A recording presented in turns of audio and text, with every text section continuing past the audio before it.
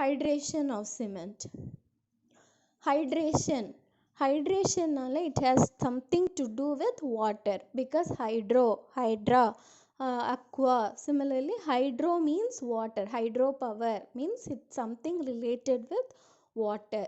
So hydration means addition of water. That it's something to addition of water to the cement is called hydration of cement. Hydration means when we add water to the cement, there will be some chemical reactions in the cement, and that chemical reactions in the cement is called as hydration of cement. The chemical reactions in the cement due to water is called hydration of cement. Actually இது சிம்பிளாக இந்த கான்செப்டை சொல்லணும் அப்படின்னா, it's a very simple concept. Like cement ஏன் அதோட strength develop பண்ணுது. Actually நம்ம சிமெண்ட்டை தண்ணியோட மிக்ஸ் பண்ணி we are keeping it in a place. இப்போ ஃப்ளோர் போடுறோன்னா அந்த ஃப்ளோரில் சிமெண்ட்டை தண்ணியோட மிக்ஸ் பண்ணி நம்ம போடுறோம். கொஞ்ச நேரம் கழித்து பார்த்தீங்கன்னா அது அதோட ஸ்ட்ரென்த்து டெவலப் ஆகி ஹார்டன் ஆகுது. ஹார்டன் ஆக ஆக அதோட ஸ்ட்ரென்த் அதிகமாயிட்டே வருது. How cement is having that capacity to develop the strength? because it forms the box compound, and box compound மூலமாகவும் அது strength develop ஆகுது.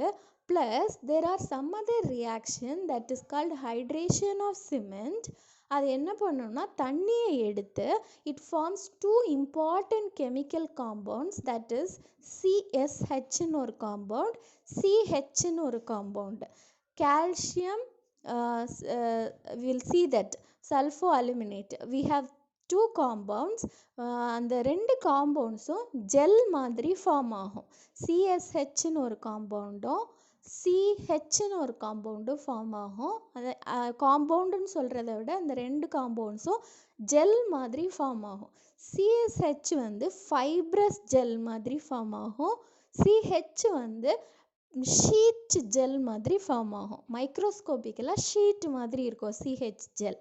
இந்த ரெண்டு ஜெல்லும், இந்த ஜெல்லுமே மைக்ரோஸ்கோபிக் தான். இந்த ஜெல்லு தான் கிறிஸ்டலைன் நேச்சராக மாறி அந்த கிறிஸ்டலினிட்டினால தான் சிமெண்ட் ஸ்ட்ரென்த்து டெவலப் ஆகுது. So this concept is is covered in the hydration of cement. So தண்ணியோட மிக்ஸ் ஆகும்போது சிமெண்டில் ரெண்டு ஜெல் ஃபார்ம் ஆகும் இம்பார்ட்டண்ட்டாக. அந்த ஜெல்ஸ் தான் கிறிஸ்டலைன் நேச்சர் மூலமாக அந்த ஹார்டன் ஸ்ட்ரென்த்தையும் டெவலப் ஆகுது, ஹார்டன் நேச்சர் டு த சிமெண்ட்டையும் கொடுக்குது. ஸோ அந்த ரெண்டு ஜெல்லோட நேம் சிஎஸ்ஹெச் ஜெல் ஒன்று.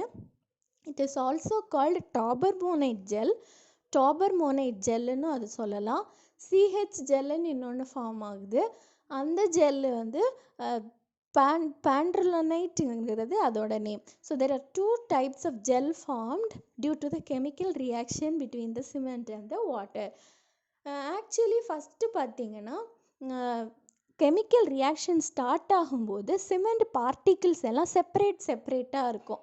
கொஞ்ச நேரம் ஆகும்போது அந்த கெமிக்கல் ரியாக்ஷன்னால் சிமெண்ட் பார்ட்டிகிள்ஸை சுற்றி அந்த ஜெல் ஸ்லோவாக ஃபார்ம் ஆகும்.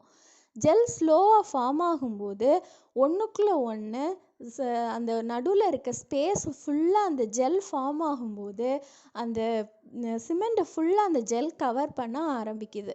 Due to this chemical reaction between the cement and the water. அந்த சிமெண்ட் பார்ட்டிகிள்ஸை சுற்றி அந்த ஹைட்ரேஷன் ஜெல்ஸ் ஹைட்ரேஷன் நடக்கிறதுனால வரக்கூடிய அந்த product, that is the gels deposit ஆக ஆரம்பிக்கும் அந்த சிமெண்ட் பார்ட்டிகிள்ஸை சுற்றி. So this reaction will takes place.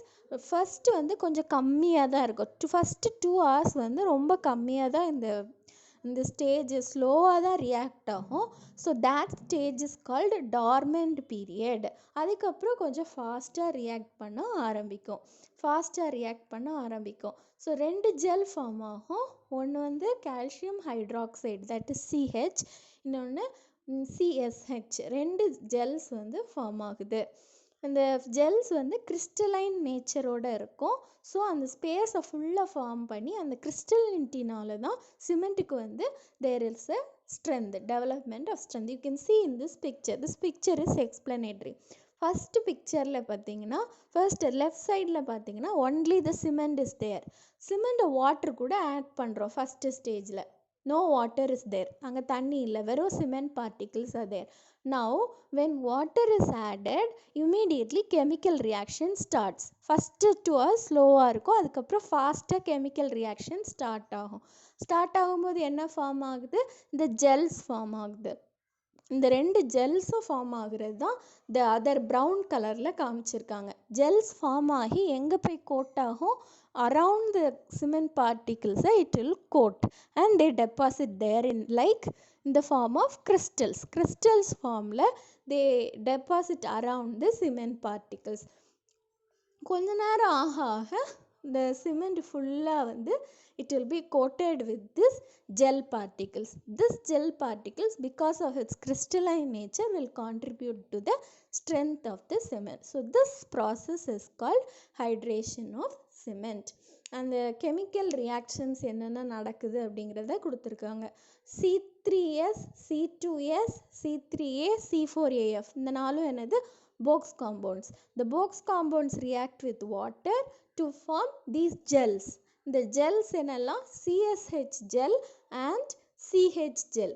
CSH gel தான் கீழே அதனோட நேம் கொடுத்துருக்காங்க, calcium sulpho aluminate. Sorry, calcium silicate hydrate. Sorry, the CSH gel தான் calcium silicate hydrate and CH gel ஓட நேம் வந்து calcium hydroxide. CSH gel ஓட name வந்து calcium silicate hydrate and CH gel ஓட நேம் வந்து calcium hydroxide. இது வந்து மைக்ரோஸ்கோபிக்கல் structure. இது வந்து நம்ம கண்ணால் தெரியாது, மைக்ரோஸ்கோப்பில் பார்த்தா அதோட ஸ்ட்ரக்சர் தெரியும். இந்த calcium silicate first left picture shows calcium hydrate, calcium hydroxide, calcium ஹைட்ராக்சைடோட மைக்ரோஸ்கோபிக் ஸ்ட்ரக்சர் வந்து ஷீட் மாதிரி இருக்கும். அதே டைம் வந்து கால்சியம் சிலிக்கேட் ஹைட்ரேட்டோடது பார்த்திங்கன்னா ஏதோ லெட்டூஸ் மாதிரி இருக்கும். It will be like cauliflower மாதிரி பார்க்குறதுக்கு இருக்குது. It's fibrous, actually it's very fibrous நேச்சரோட இருக்கும். ஸோ இது ரெண்டு தான் ஜெல் மாதிரி ஃபார்ம் ஆகுது. So the CH gel is also known as taubermorite gel and they are very small and they are fibrous or tubular. அதோட சைஸ் வந்து 2 mm to 10 mm தான் இருக்கும். And second gel is CH gel and the CH gel is nothing but calcium hydroxide gel and it is also known as portlandite gel. And இந்த ரெண்டு ஜெல்லும் தான் interlock ஆகி strength to the cement கொடுக்குது. So this is all about the hydration process of the cement. This was asked in 8 marks questions. 8 mark questionsல previous question papersல கேட்டிருக்காங்க. Explain the process of hydration of cement. The concept is very simple. Actually, 2 gels are formed due to the chemical reaction between the water and the cement, and these gels only contribute to the strength of the cement.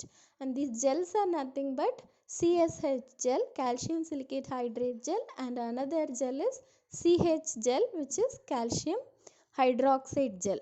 Calcium silicate hydrate gel is also known as taubermorite gel and it is fibrous. You can see the microscopical picture.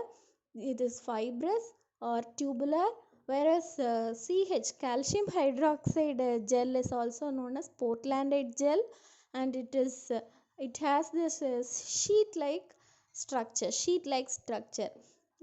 And other insignificant or another gel is also present, that is etrigate gel, but that is not much needed. But for your knowledge, CSH gel and CH gel is enough.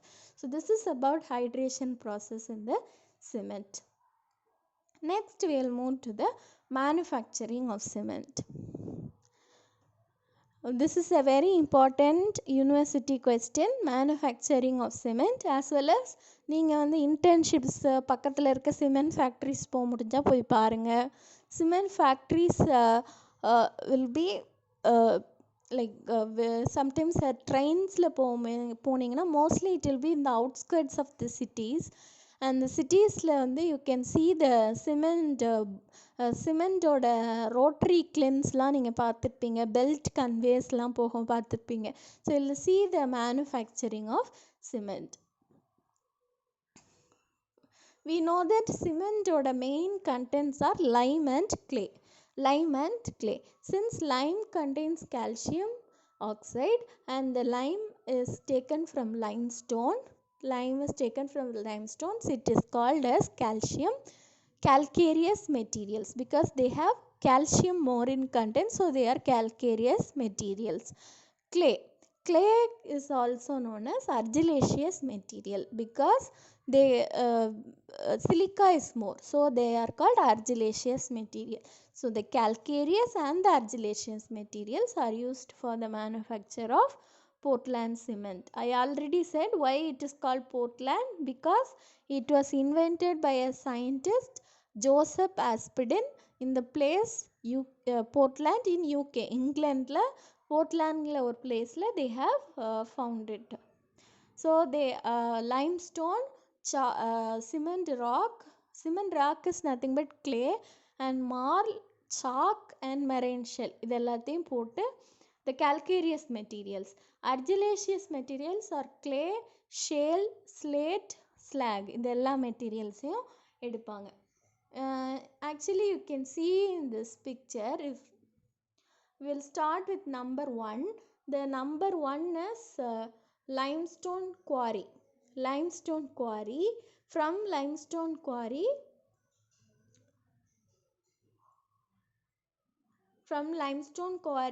they are dumped in the this picture is very congested, it will go one by one. Okay, cement productionல ரெண்டு process இருக்கு. One is dry process and another is wet process. Dry process எல்லாத்துலேயுமே ரொம்ப சிம்பிளாக limestone and clay வந்து சைட்லேருந்து இல்லை குவாரியிலேருந்து எடுத்துகிட்டு வருவாங்க. எடுத்துகிட்டு வந்து everything is pulverized separately. பல்வரைஸ்ட்னா இடித்து பவுடர் ஆக்குறது. they are finely powdered.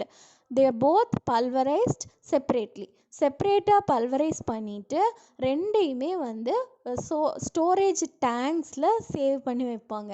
அந்த ஸ்டோரேஜ் டேங்க்ஸ்க்கு இன்னொரு நேம் வந்து சைலோஸ், SILOS, சைலோஸில் சேவ் பண்ணி வைப்பாங்க. அப்புறம் இந்த சைலோஸில் இருந்து டியூபு இல்லை கன்வேயர்ஸ் மூலமாக it will be taken to some வாட்டரோட கொஞ்சம் மிக்ஸ் பண்ணுவாங்க. வாட்டரோட மிக்ஸ் பண்ணிவிட்டு அது வந்து ஸ்லரி ஃபார்மில் it will be taken to the slurry ஃபார்மில் it will be taken to the பெரிய கிளின்ஸில் வந்து 1500 degree Celsiusல இட் வில் பி ஹீட்டட். இந்த ஹை டெம்பரேச்சரில் என்ன ஆகும் அப்படின்னா, நம்ம உள்ளே அனுப்புன ஸ்லரின்னா என்ன, சேறு மாதிரி இருக்கும். அது அந்த லைம்ஸ்டோன், சாண்டு, இந்த கிளே இதோட மிக்சர் எல்லாம் சேர்ந்து உள்ளே அனுப்புகிற அந்த சேறு மாதிரி அனுப்புகிற அந்த இது வந்து it will B turned into balls of cement. and the balls of cement are called clinkers. The clinkers எல்லாமே balls of the cement will be turned into crushesக்கு அனுப்புவாங்க. இந்த க்ரஷர்ஸில் அது என்ன ஆகும், அந்த கிளிங்கர்ஸ் எல்லாம் பவுடராக மாறும்போது they will add gypsum to the cement. why gypsum is added அப்படின்னு பார்த்தீங்கன்னா, gypsum will prevent instant setting of cement. அதாவது சிமெண்ட்டுக்கு என்ன எபிலிட்டினா, நீங்கள் அப்படி சும்மா மிக்ஸ் பண்ணாமல் விட்டீங்கனாலே இம்மீடியட்டாக அது ஹார்டன் ஆயிரும்.